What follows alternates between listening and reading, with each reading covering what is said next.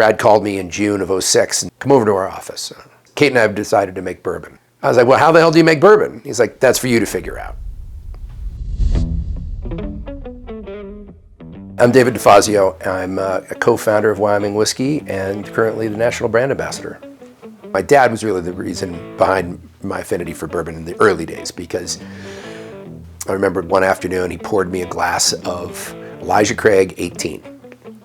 And he goes, this is to be sipped, not shot.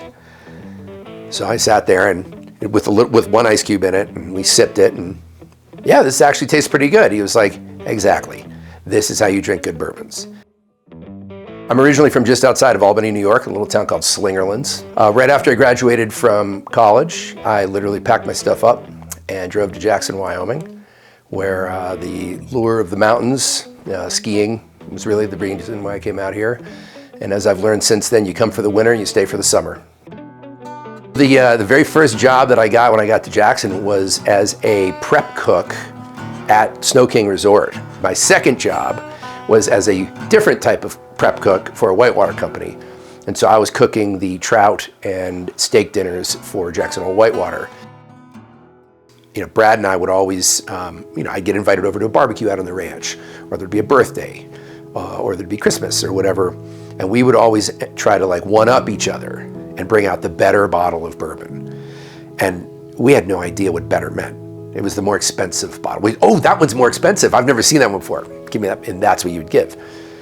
We really liked wheated bourbons. We didn't know they were wheated, but that's what we liked. We both liked it. The history of our love for bourbon really, started, on the ranch.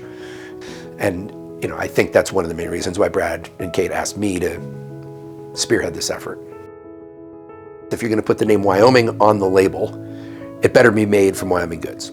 So that's why we never sourced anything. That's why we grow all the grains here in Wyoming. That's why we found the water where we found it.